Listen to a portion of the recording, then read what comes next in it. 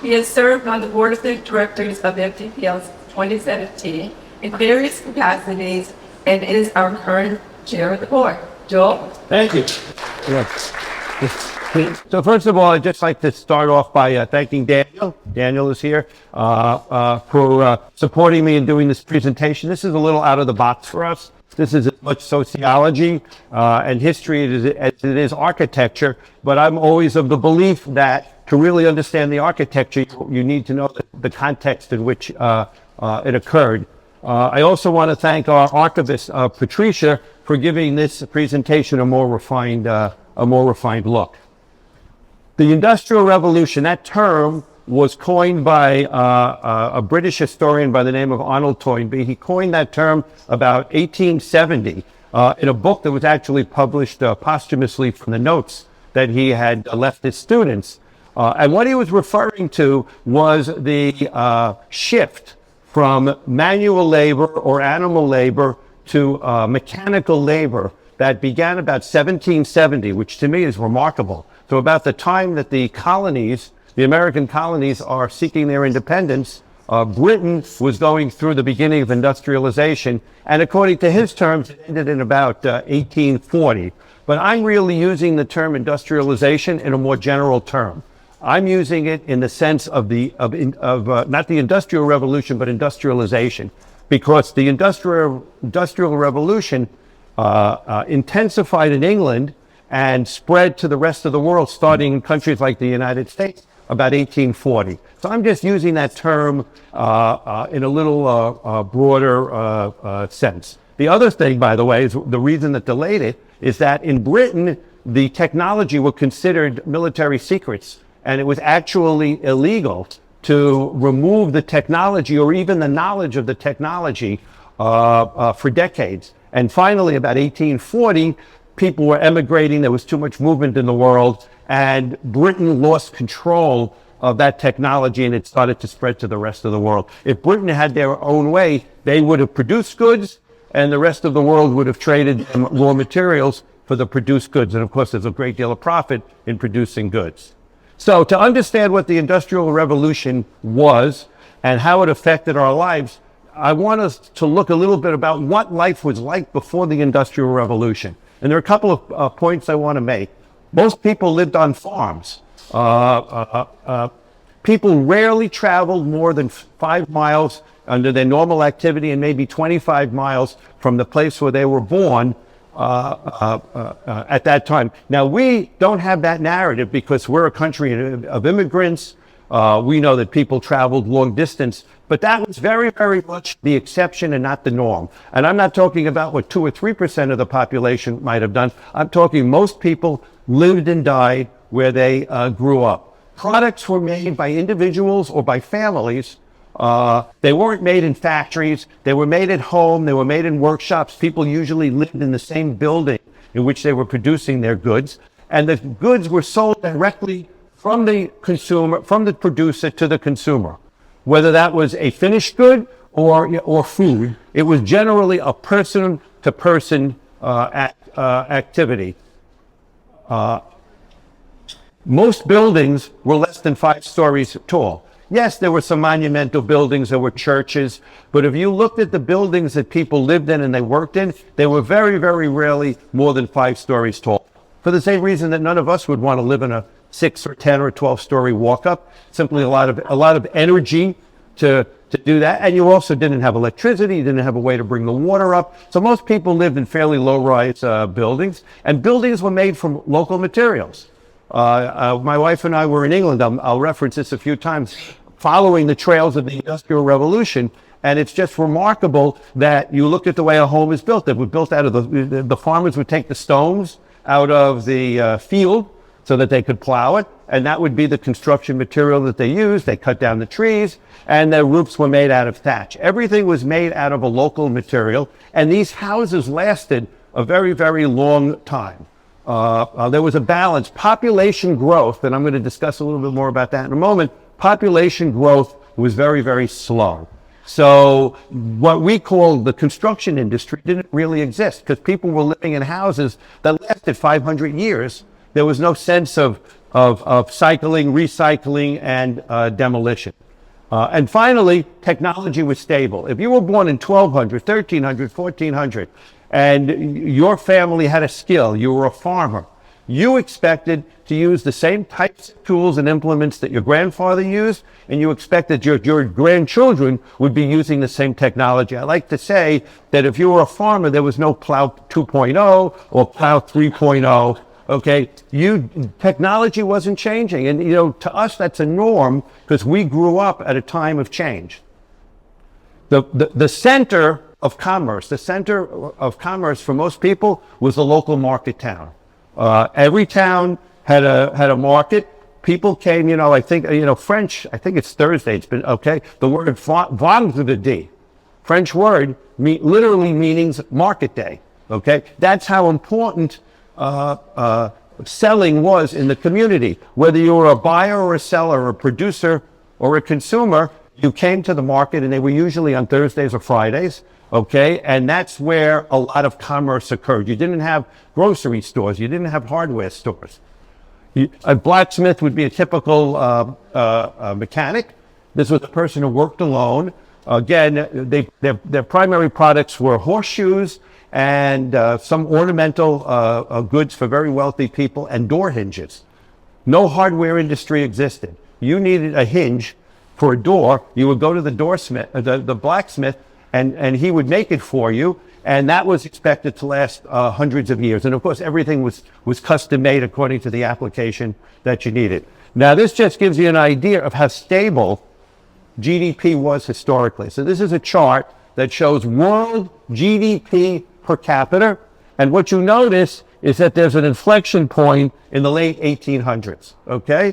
So that meant if you lived in the time of Christ, and if you lived in the time of James II, okay, or Shakespeare, the quality of life hadn't changed very much, and nobody had this expectation that I'm going to have a better life than my parents, which I certainly did, okay, and that my grandchildren, hopefully, will have a better life than I did, or at least as good a life as I did. Now, of course, I'm not saying that there weren't wars, there weren't famines, there weren't plagues. If you look at a locality, there's more variation when you look at a locality in GDP and population, but I'm talking about in the world as a whole, there was really very, very little improvement in GDP per capita. The other thing you see is that life expectancy was very low, okay? Life expectancy was 28. To some degree, this is skewed by the fact that infant mortality was very low. So, someone that I pointed it out to said, well, infant mortality was high. So yeah, it might have been that if you lived through infancy, your life expectancy might have been 38 instead of 28, okay? But you'll also notice where the inflection point is, okay? A little after standards of living go up, a little in the early 1900s, life expectancy starts to increase. And the reason that there was a lag is that when cities were started to really get packed, there was actually a decrease in life expectancy in those cities because the cities weren't designed for the sanitation and the population and the intensity. Oh, one other comment I wanted to make. I'm going to be talking today primarily about buildings and how the materials for buildings and the nature of buildings changed. There's another topic I'm not going to discuss, and if you people enjoy this presentation, and I'd appreciate you fill out the end, another topic that we're not going to discuss is how cities had to be redesigned after the Industrial Revolution. And that is an important topic, and in no way am I minimizing it, but it's a different topic, because just as buildings had to be changed, cities, you needed a philosophy of a city, an architecture of the city, and cities were redesigned to be more pleasant and healthy places. But that's not what I'm talking about. I'm talking about specifically today the buildings that were built in those cities, and the cities themselves were so unhealthy that for a while life expectancies were actually decreasing. So what started the Industrial Revolution? I disagree with Arnold Toynbee a little bit. He said 1770, the use of water power, by the way, not steam, the use of water power to operate mills was the beginning of the Industrial Revolution. But I have a little different take on it. And I think it was really the beginning of the end of wood power. Because by 1660, England was denuded of its wood. And 1622, King James passed the law that you can't cut down trees for many, many purposes of heat, because the country was just so completely denuded. And instead, they started to force people to use a material called coal.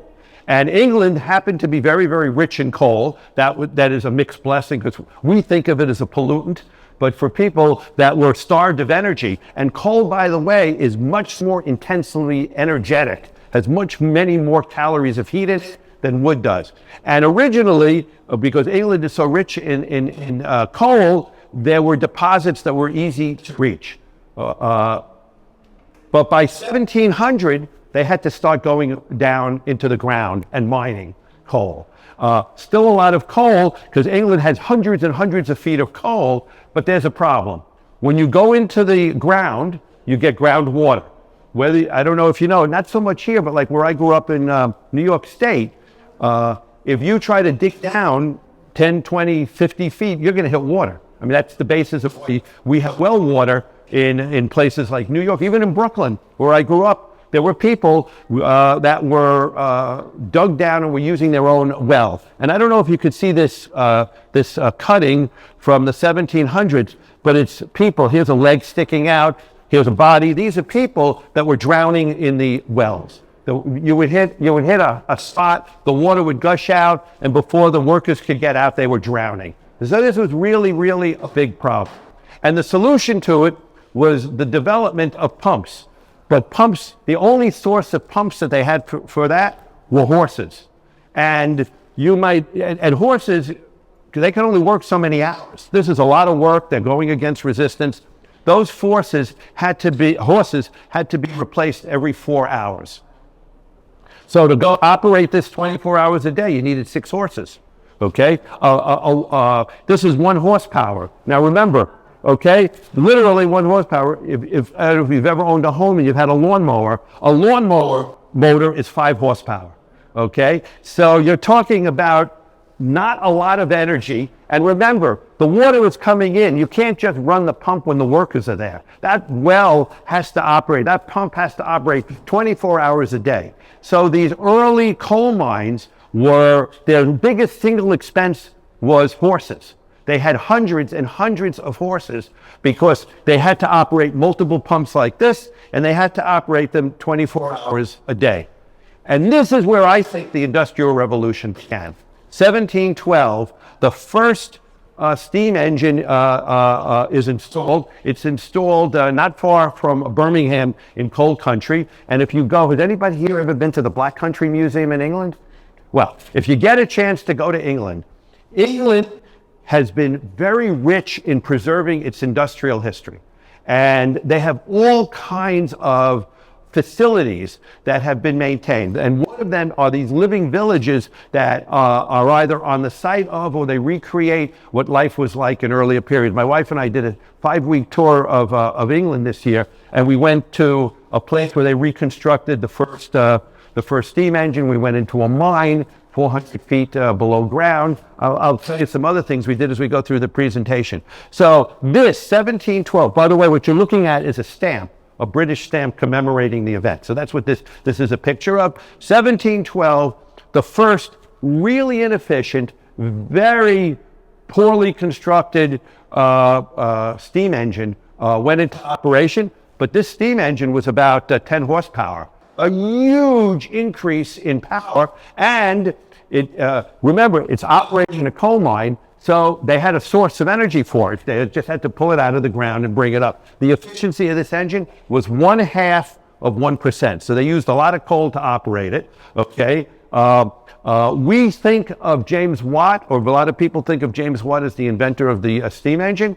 He, starting with this as a model, improved it in a number of significant ways. So he gets the credit as the inventor of the steam engine, but he didn't see his first steam engine until 1760.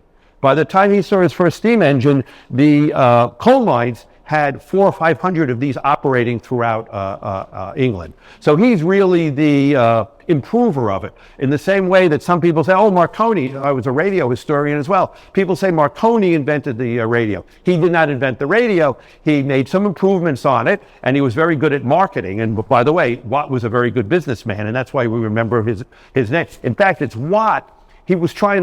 Watt was trying to convey to people how much energy his machine could provide. So he's the one that came up with horsepower as a unit of energy. And the unit of energy that it's defined by is watts. So that's why we think of Watts as the inventor. I'm not minimizing him, but this machine predates him by 50 years. It was actually built before he was born. So what is industrialization?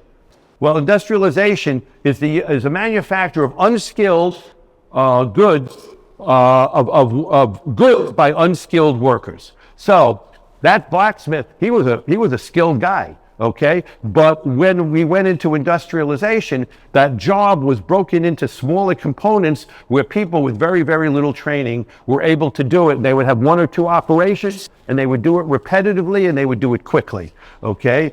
Raw materials and finished goods are transported long distances. So again, when you're in a market town, you know, the food was produced locally. You also only got the food that was in season. If something wasn't in season, you couldn't get it, okay? There was no transportation system to move it.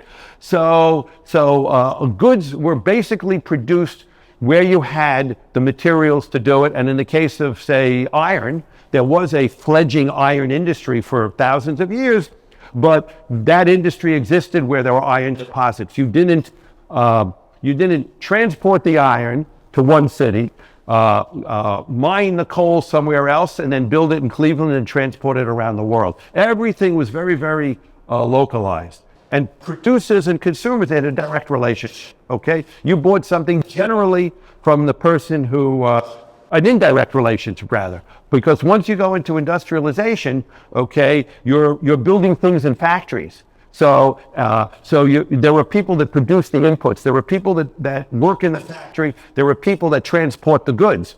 They don't know each other.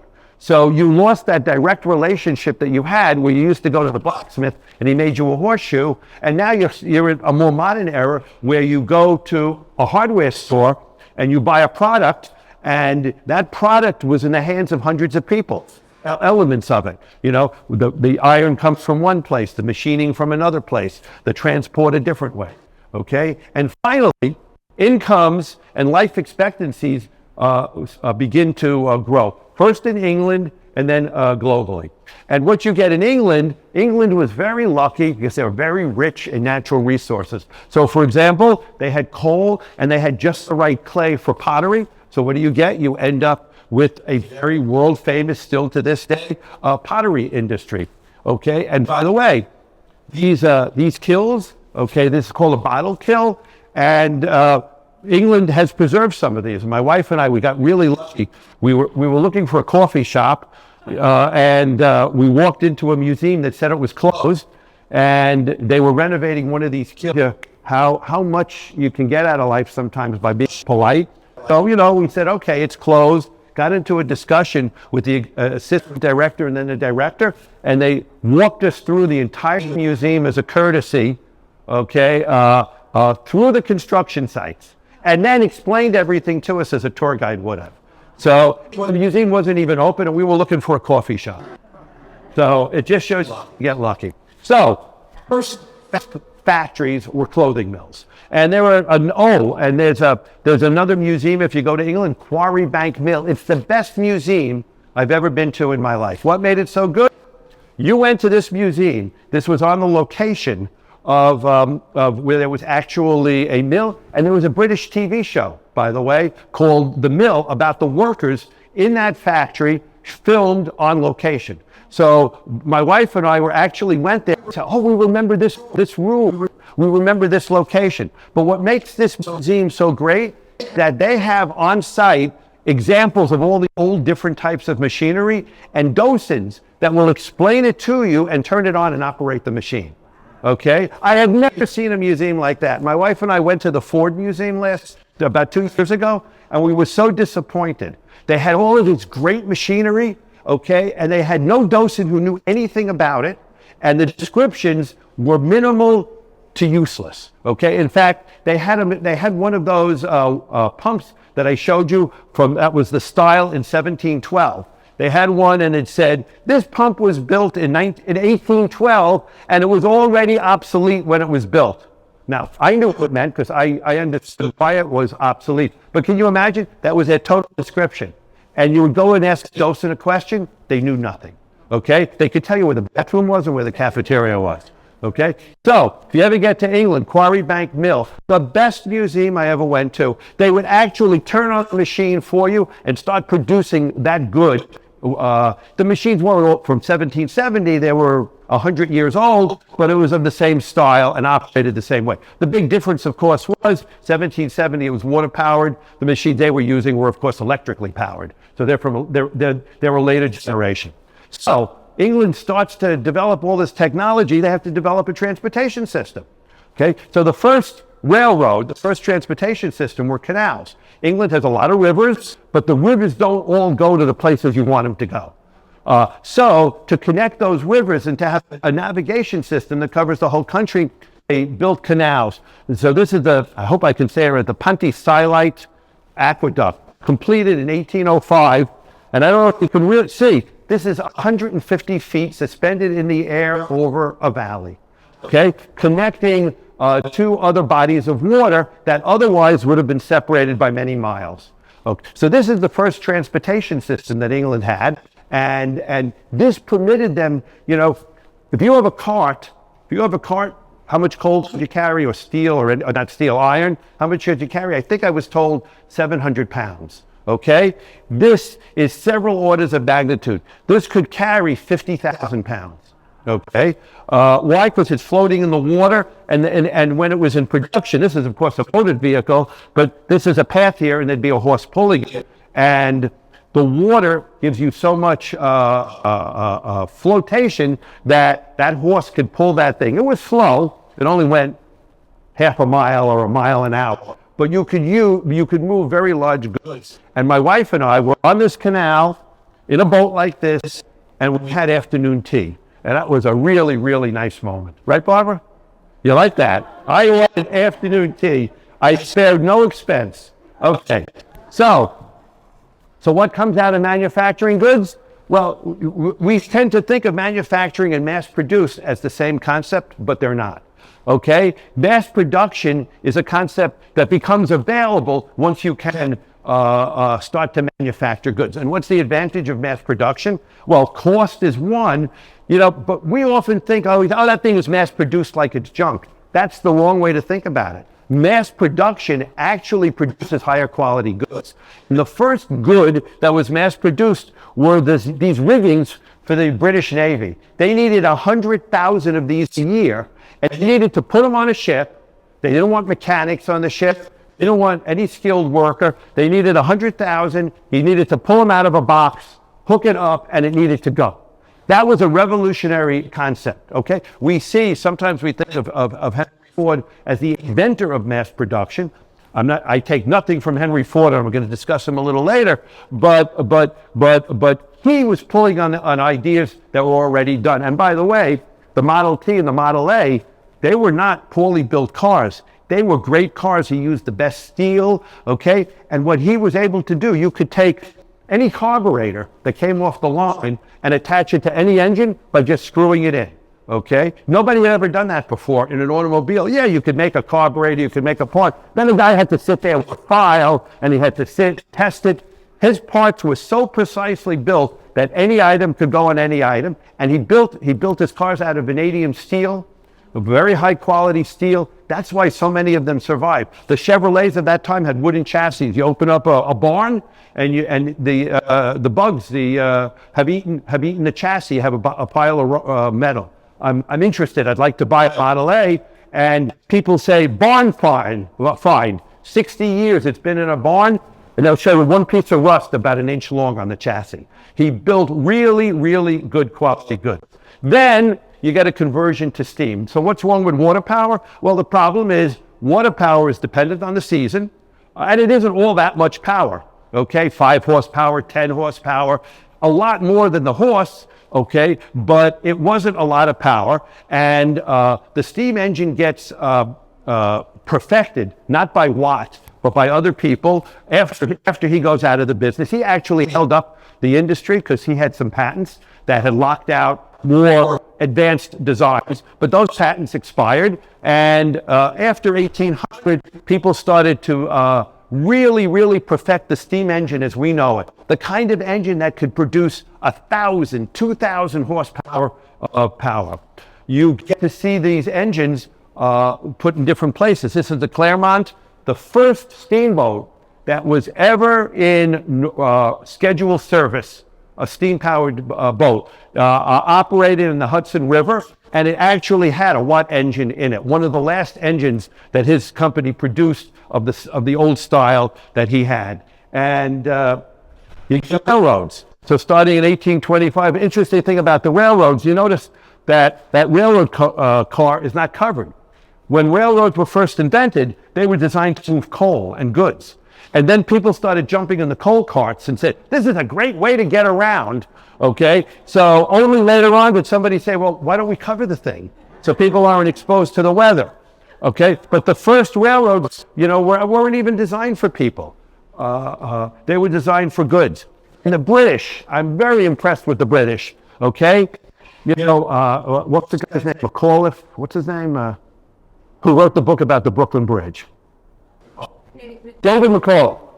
David McAuliffe, okay? I read his book, and I don't know if I didn't remember it correctly. I kind of thought suspension bridges began in the United States. 1820, this bridge, still in use. My wife and I walked across it this summer. Of course, it's had some construction renovation. Unlike the Brooklyn Bridge, by the way, which from 1884 has never been renovated. It's the original bridge. It's so well built. But I give this guy a lot of credit. Can you imagine that bridge was built in 1826, finished in 1826, and cars are still driving on it, okay? To me, that is an amazing feat. Then you get, this is a museum ship. This is the SS Great Britain, 1843. So now you have steel, you have iron. Now you don't actually have steel yet, you have iron, okay? Prior to that, the longest ship in the world was about 200 feet. Why? Because if a ship was longer than that, the waves would break it up. But with iron, you could have longer ships. The other innovation, now this ship has sails, but those sails are just to be a helper. This was the first boat that could go across the Atlantic, and it had a schedule every 13 days. So it could turn around in 14 days. It had a schedule because by making the boat larger, you increase the efficiency of the boat, and it could carry enough coal to make the entire trip. So this is the beginning of the steamship era. And again, this is in Bristol, England. You can see it. United States, well, I told you earlier, really comes here about 1840. We were even then decades behind. By 1850, we were probably about 10 decades behind Great Britain. 1869 started during the Civil War, which shows you how important the project was. Because it started in 1863, the United States completes the Continental Railroad. And that really opens up the huge country. And I mean, that's the one thing. You go to England, and it's the size of a decent state in the United States. No comparison to the size of the United States, which is thousands and thousands of miles. 1850s, a process is developed for steel. So one of the problems they had is they had this railroad industry, but they didn't have very good metals. And the original railroads, locomotives, are actually being made by blacksmiths. Every part was being handmade. What we know is the machine shop. I don't know. I don't have a picture of it. I should have. Okay, a machine shop. You have machines like you have all kinds of machines, milling machines and lathes. That didn't exist, and high quality steel didn't exist. By 1858. Steel is invented, or rather the process for mass producing it efficiently is, and the tool industry starts to develop so things could be made with a very high level of precision. Okay, in the 1880s, Edison, he's not the inventor of electricity, but he did perfect a steam-driven electrical generator, and if this thing looks a little familiar, we have one over here of almost the same model. in the Wolfsonian, in the lobby of the Wolfsonian. We're of the same generation. The 1880s, a huge improvement. So what happens in the 19th century? Manufacturing provides thousands of goods that weren't available 50, 100 years earlier. The sewing machine, huge improvement in the speed in which somebody could sew and the quality of the goods that they could make. Plows got better. Farming efficiency increased by orders of magnitude because you had better farming. You remember, you had a wood farm. Now you have all kinds of equipment. They can turn the soil. They can cut it. All of these processes got the telephone, 1880s, household goods. Pots were so expensive before 1800 that when you died, your children inherited it as part of your will. That's how expensive pots and pans were. And a household maybe had 3 or 4 pans, 3 or 4 cooking pans, because they represented a significant portion of wealth. By the late 1800s, the average working class home had access to hundreds of inexpensively produced manufactured goods. The watch industry, before mass production, a watch cost at least the equivalent of a year's salary for a working person, at least, okay? By 1880, you could buy a watch for $1, which was about a day's pay. So that watch went down in price by about a factor of 300 in about 50 years. It wasn't the best watch, but still, at a day's pay, let's call that $150 today, $200, a working man could have a nice watch, inconceivable when it was the equivalent of $150,000. And the cash register. I don't know if you guys know why the cash register was invented. It was to stop the clerks from stealing from the owner. The purpose is that it showed you the transaction and it kept a register. Okay? And this machine was very important because, remember, 100 years earlier, you didn't have stores, or 200 years earlier. Now you have stores. Now you have big businesses. Now you have a machine. You have to manage those workers. And workers were constantly stealing. So they developed the cash register so the consumer could see the transaction and we'll be standing by the clerk. So what happens to GDP? GDP explodes across the world. And look at the United States.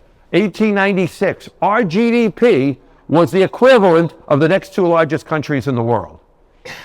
And remember, we were living, our standard of living in 1840, 50 years earlier, okay, was about the same as the standard of living would have been for somebody hundreds of years earlier, okay? So this occurred in just a 50-year period.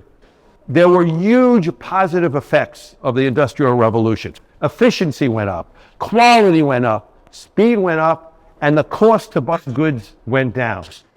And I'm going to read you this. This is from a primary source. In the century before World War I, price levels in many countries declined. Indeed, many deflation episodes were good in the sense that they were associated with productivity, economic growth. So workers in the 19th century, their incomes weren't going up, their buying power was going up, okay?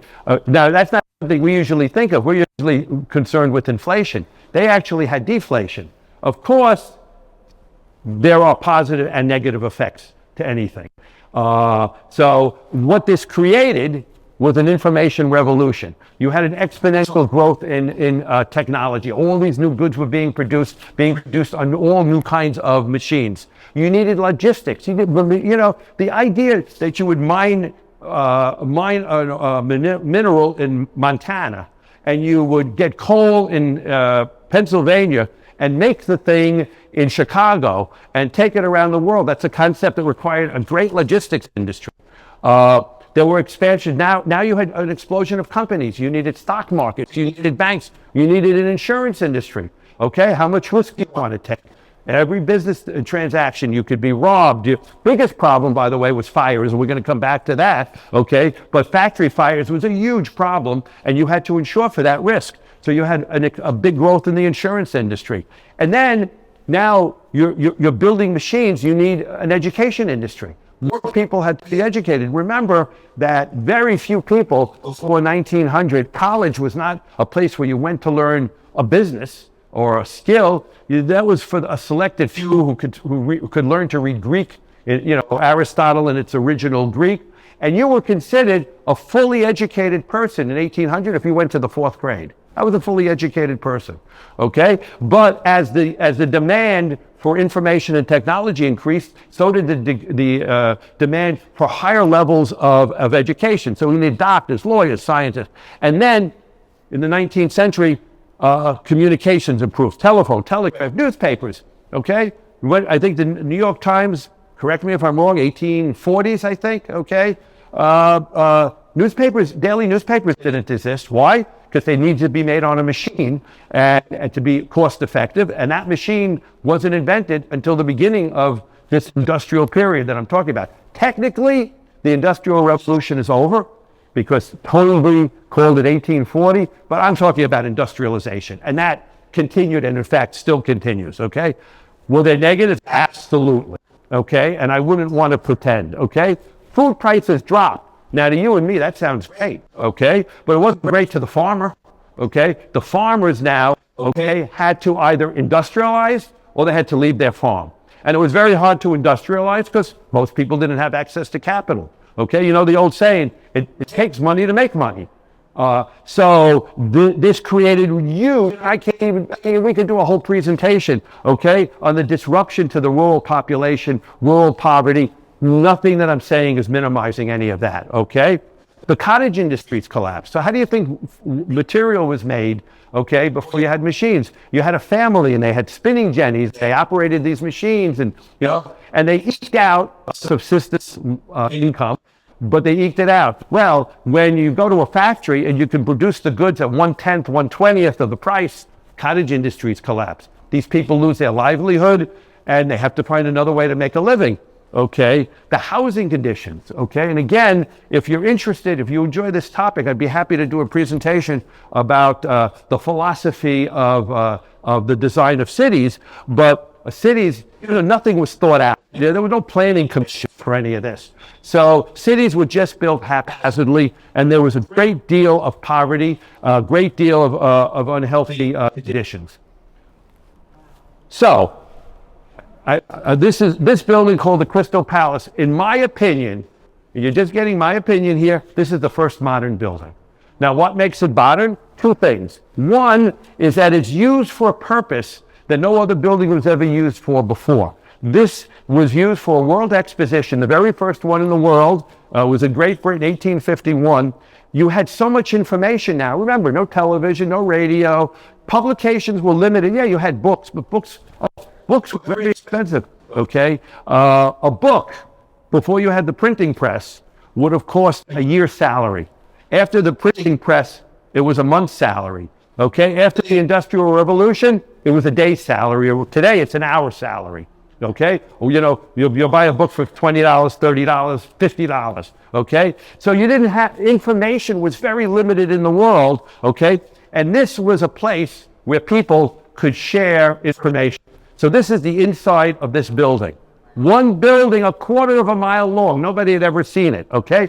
But it was also built from new materials. Cast iron. This was iron. This was all cast, and then it was all. Then it had windows. This building was put together from pre-built materials in 8 months, and it was disassembled and moved to another location after the exposition. Unfortunately, it was irrevocably damaged in the 1930s. Okay. And this is what made it possible. The machine screw, okay? You couldn't have built this building in 1840. Why? Because in 1840, if you wanted a screw, you went to a blacksmith who had to make an individual screw and then a nut that fit that screw. And each part was a specific part that was mated to each other. But you remember I told you machines started to be developed like lathes. And what they were able to do was produce all the screws on the hardware, and you could literally, you go to a hardware store.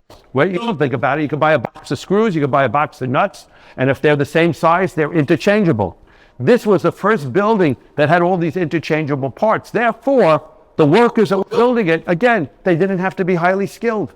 Okay? They had to have a plan, they had to have some management, but you followed a plan, and you put the screw in and you tightened it, and that building went up in 8 months. Then you needed another kind of building. You know, I've talked to you about the logistics. I've talked to you about insurance, about banking. Okay, well, now you had so much information in the world, you had to figure out a way to share it. Yes, you had telephones, okay, telegraph was expensive, but the telephone, certainly by 1900 went down in price. But you transported, you had so much information, you wanted the ability to just hand it to your coworker, okay, to share information. And we needed what I call information factories, but of course, what do we call them? Office buildings. And it's not surprising that the first office building was an insurance company in Chicago. This building goes up in 1885. You had a need. You had a technology, and people, very smart people, came up with a solution.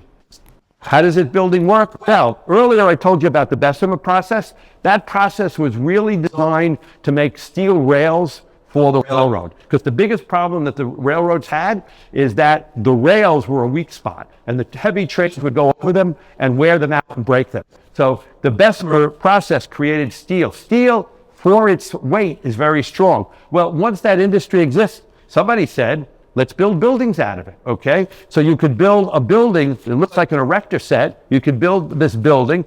Height is almost not a limit, okay? You can build it as high as you want. It's strong, it's cheap, and it's, okay?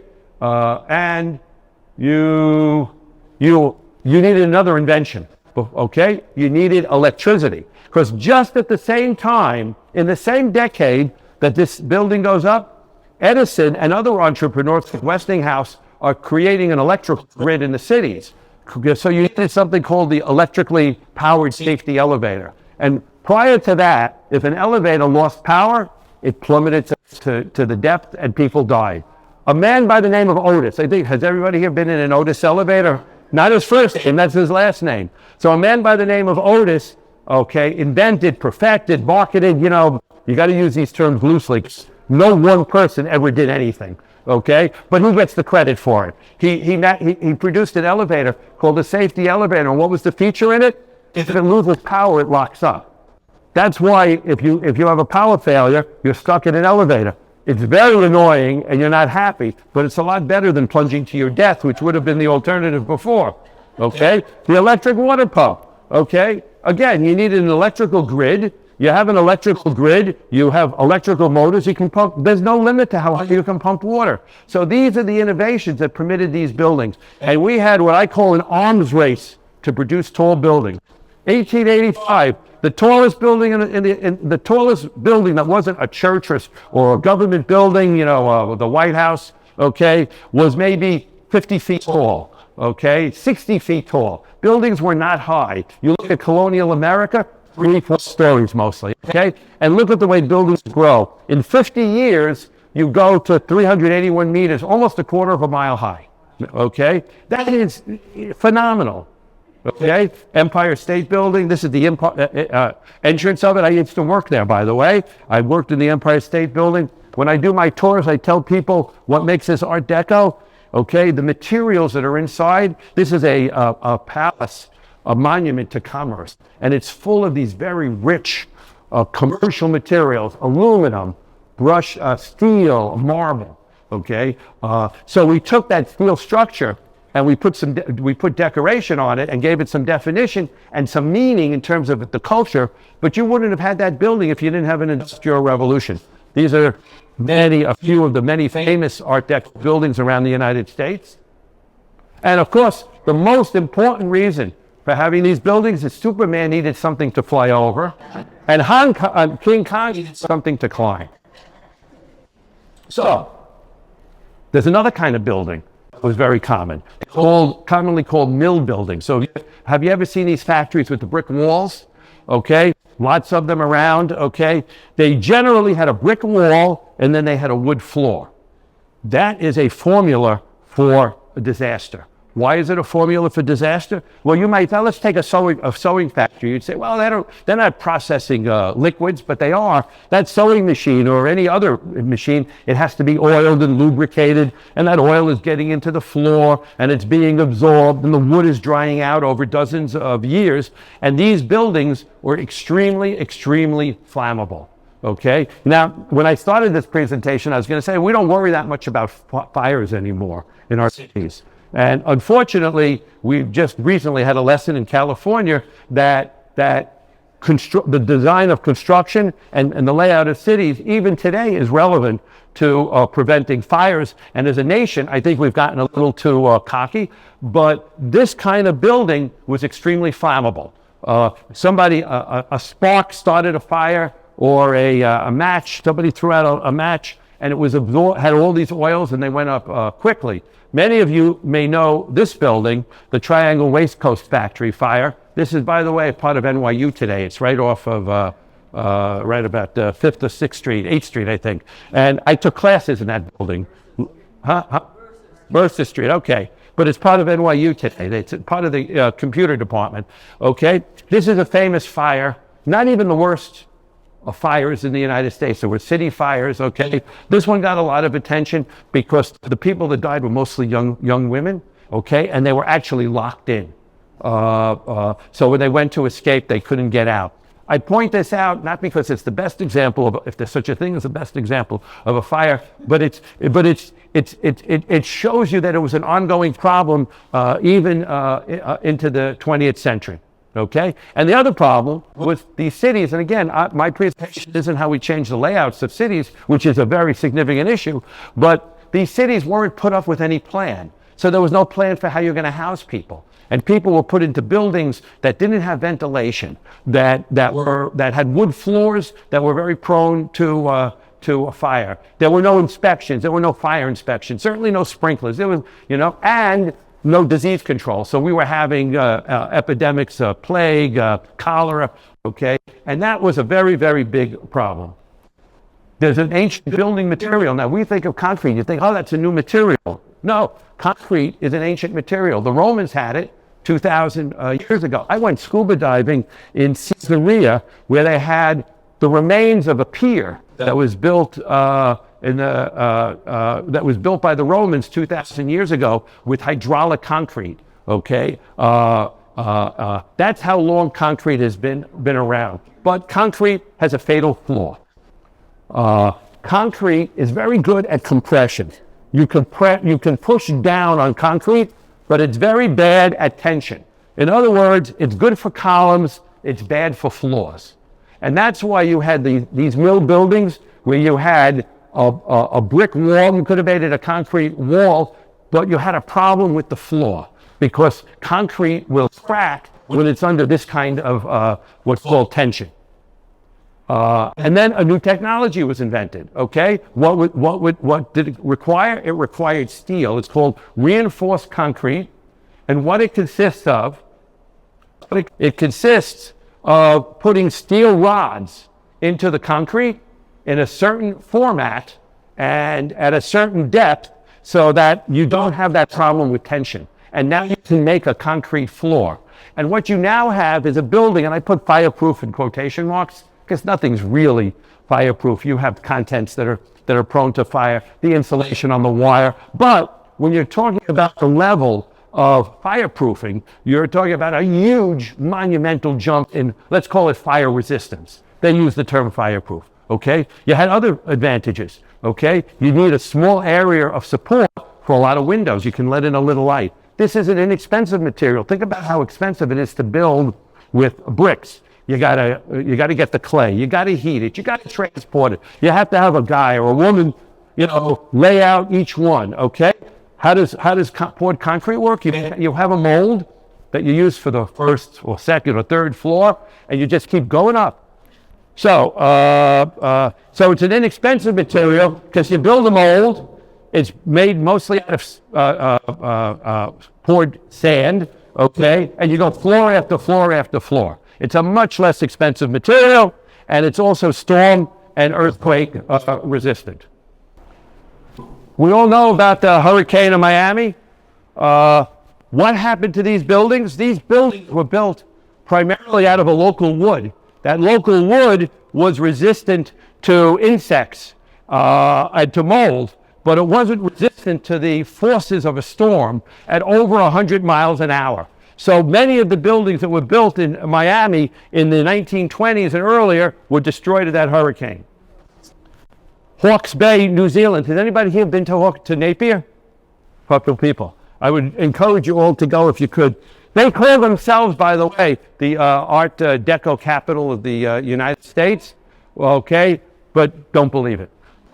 We have more on one block than they have in the entire city. But they did rebuild after this earthquake, okay? And what did they do? They did what we did. They rebuilt using concrete. And then another advantage to concrete is that it's bomb resistant. Okay, this is a picture from Israel. Israel is retrofitting its old homes with bomb shelters in every single apartment. Okay, when they look at how people get injured from the bombs, they don't get injured primarily from the bombs. They get injured primarily running to the bomb shelter and falling. So what they're doing is they're retrofitting old homes with poured reinforced concrete. This is an advertisement from 1936, advertising the added value against tornadoes, floods, fire, and earthquakes. Henry Ford needed to build these huge factories. Henry Ford is the first person. The idea that you could produce 1 million cars a year was beyond belief. You know, the biggest companies, if you look at 1905, okay, if a company like Buick made 2,000 cars, that was a really, really big number. And here his ambitions were to make 1 million cars a year. And he built this plant called the Highland Park plant to build the Model T.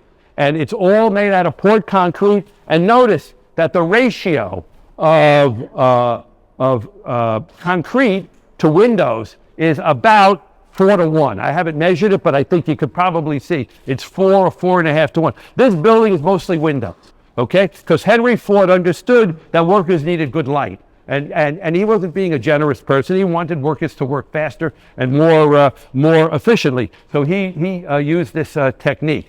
Now notice the similarity of this, okay? When you read what the Bauhaus architects have said, they said, we designed our buildings based on the technology that we saw in Detroit. Okay, this of course is our own Victor Hotel. Okay, you could almost blink and think any of these buildings were almost the same building. I mean, I understand they're not identical, but you could see that they have the same concept. Okay, this part of the building, by the way, that was where the students were learning drafting. So this was the factory component of this building. The Bauhaus School, if you go to Dessau, today that is a museum to the Bauhaus. That was originally school, and the Nazis closed it down in 1933. This is, of course, the Victor Hotel, which I believe is 1937. Okay, but you can see the similarity in design, made possible because of the use of poured concrete and incorporating all those great advantages, much higher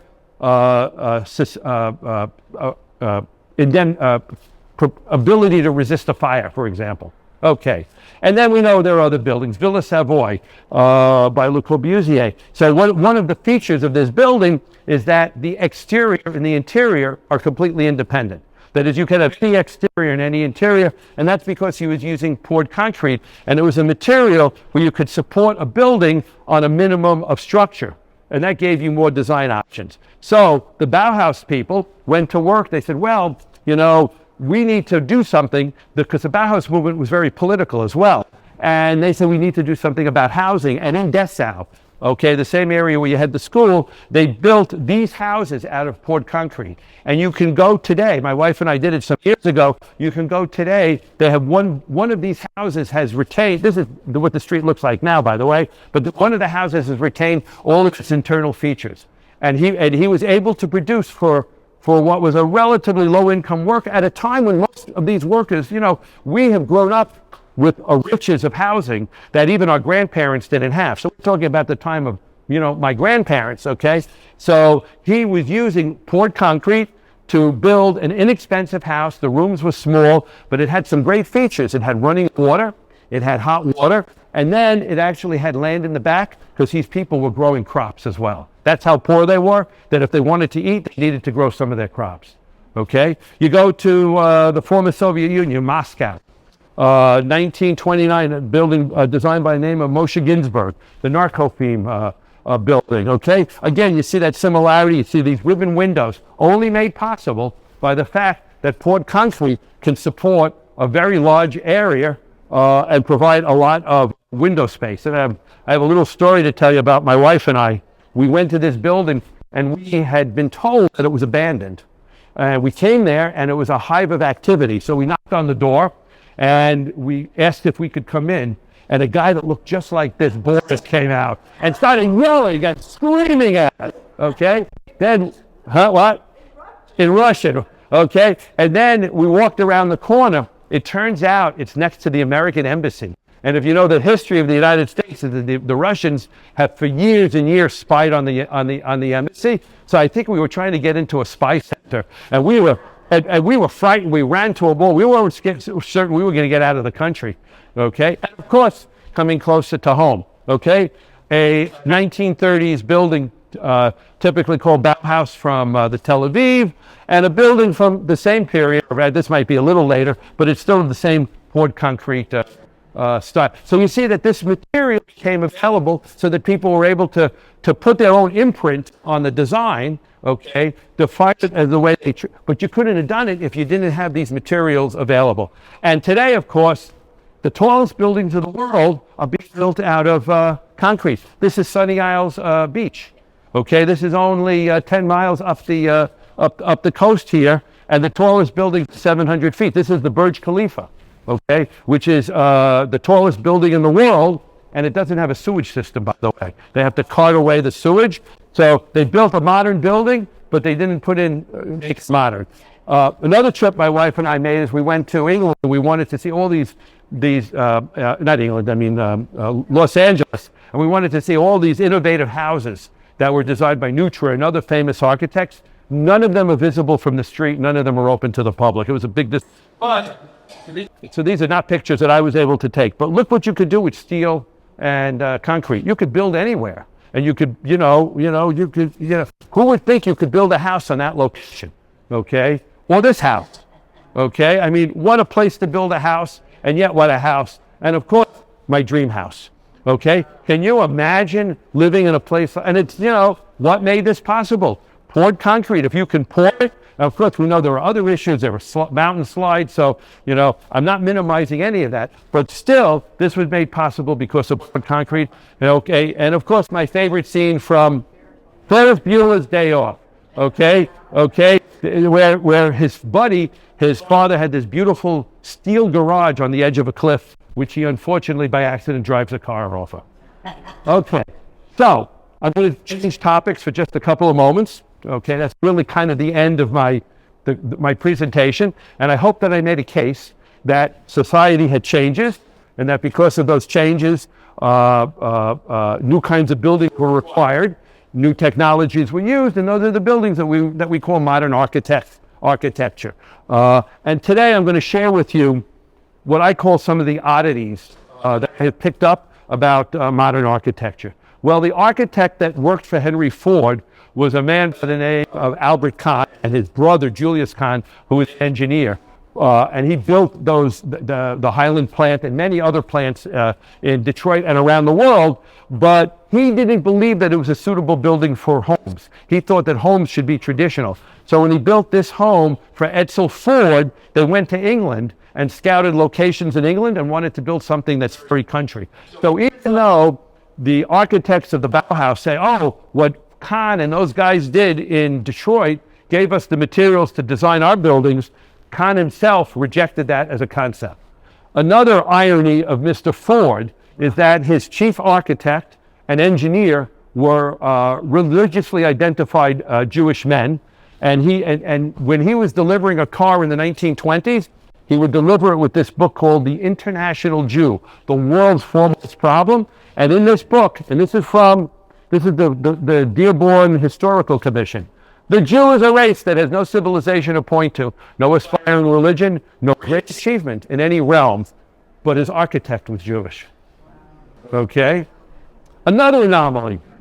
So we all know about Paris in 1925, but did you know a portion of Paris still exists? So this is Bon Marché, the department store. If you went to the Wolfsonian yesterday, this was in the presentation that one of the presenters made in 1925. So in that period of time, the department stores were leading style makers, not only in Europe, but in the United States as well. That could be a topic for a discussion as well. Okay, so this department store, Bon Marché, which still exists in Paris, I understand, had a very impressive Art Deco interior made.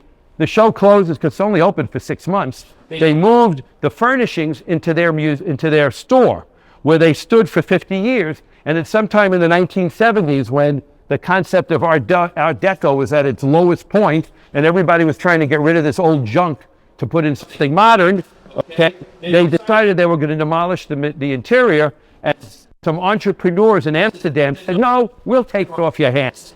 And the interiors can be seen in something known as the Deco Spa in Amsterdam. Okay? So if you go to Amsterdam, you can go there, but I got to warn you, no clothing allowed. Okay, another irony is that the Bauhaus, I told you, was a very political movement. In fact, they got into a lot of trouble, okay, even before the time of the Nazis for their left-wing political views, okay? Years, I don't know, the 1970s, Tom Wolfe wrote a book called From Bauhaus to Our House. I hesitate to recommend it. He's not the nicest person. He's a racist and anti-Semite. And the book is not the nicest book, by the way, because he scoffs at the architects. He laughs at them. But he makes a point that's very true, okay? These architects started to design low-cost housing for workers using inexpensive material. Okay, this is the Seagram's building, I think about 1958 or 1959, considered the first really modern glass skyscraper, floor-to-ceiling windows. One of the architects was one of the former masters of the Bauhaus school. Okay, so the point that he makes is that they started to make worker housing, but what are they famous? The workers didn't want it, by the way. Levittown didn't look anything like that. And what did they end up becoming famous for? Corporate skyscrapers, corporate headquarters. Okay, and we also see that style gets separated around, goes around the world. The Bauhaus School is closed in 1933, and one of the senior construction managers was a man by the name of Arias Sharon. Somebody made a mistake in the presentation yesterday, okay? They said it's not really Bauhaus architecture, but the person that was in charge of construction for Tel Aviv was not only Bauhaus trained, he was in charge of construction. And my wife and I have been to Berlin and seen his name on buildings in Berlin, where he's listed as the chief engineer for the building. This, of course, is an area called Dizengoff Square. And this is an old cinema that's been repurposed as a hotel. And if you ever get to Tel Aviv, the whole building, they have all the old equipment, the projectors, the posters and everything. It's like walking through a museum. I don't know now if they'd let you in, but when my wife and I were there some number of years ago, they just let us walk through the whole hotel and look at it. And of course, this is our own New Yorker hotel, which was demolished. All of these buildings owe their legacy to Detroit, which was really the pioneer in reinforced concrete and fireproof buildings. Another irony. So we all know the film Goldfinger, right? Is there anybody here too young to know Goldfinger? Okay. So great movie, funny movie. What many people don't know, there really was a Goldfinger. And the story behind that is that Ian Fleming lived in Hampstead, which is an upper scale neighborhood of older homes in Britain. And this man by the name of Erno Goldfinger, a refugee from the Nazis in the 1930s, came to England, came to London, and in 1937 he built this modern house in the best location opposite the park in Hampstead. And the neighbors were very upset. They said, that house doesn't belong in this place. And there was a lot of anger, but I guess because of the zoning laws, they couldn't do anything about it. So about 15 years later, Ian Fleming writes a book, and he names his villain after Goldfinger. So the architect's name was Erno Goldfinger. The character in the book is Auric. AU being the sign for gold, by the way. Okay, Auric Goldfinger. So Goldfinger, the real Goldfinger. Okay, Erno sues Ian Fleming for defamation.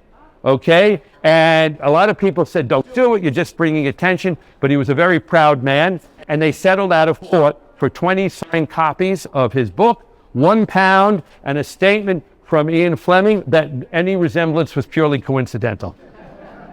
You decide if you believe that. Oh, my favorite. Okay. So, I don't know what you guys think of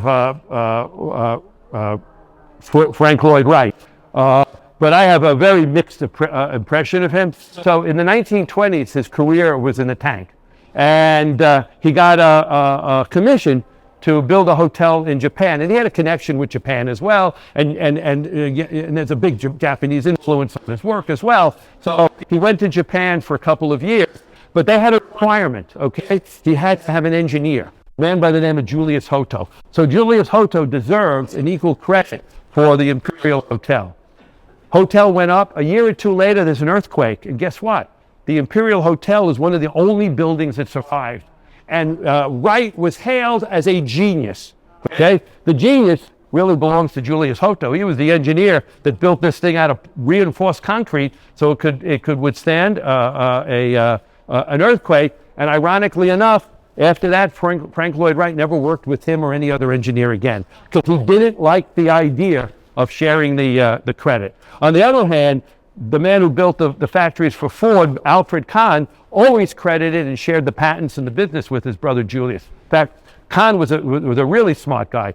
He was the older brother, the son of a rabbi, and he didn't get to go to college. He used the apprentice system, but he knew what he didn't know. He didn't know engineering. So his oldest brother, he actually all of his siblings, but his oldest brother, he said, "You're going to be an engineer, and when you're done, we're going to work together because you're going to know what I don't know, and together we're going to build buildings that nobody else is building." Okay, so you see the genius of Kahn brothers and limited intellect of Frank Lloyd Wright. Okay, and finally, not finally, I got a couple more, okay? As a kid, maybe I'm 10 years old. This is, of course, the film by Hitchcock, North by Northwest.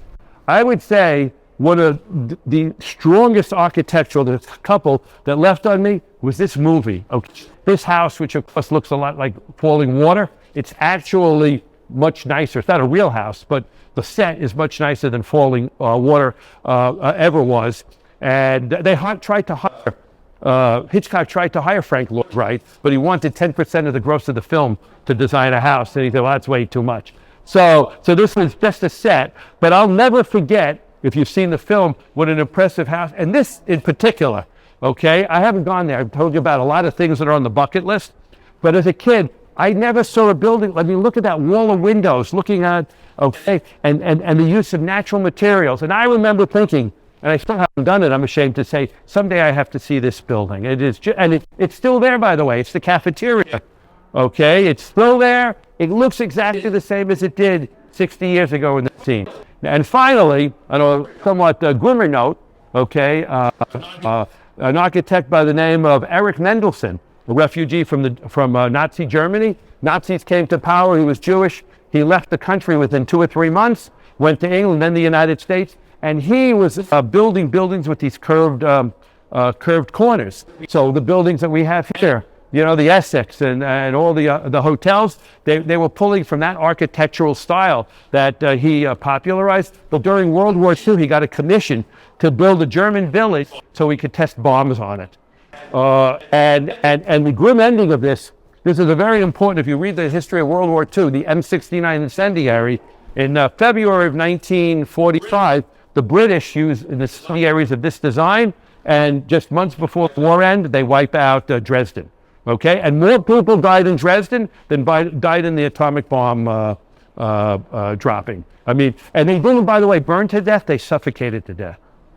Okay, and finally, on a more positive note, so my wife and I made a couple of trips crisscrossing the United States in the last couple of years, and this book was a guidebook for us on what cities to go to and what to look for. So you all know about Barbara Kapperman. I don't know if you know her then young assistants, then in their 20s or 30s, Michael Knerk and Dennis Wilhelm. They were associated with us until just a few years ago.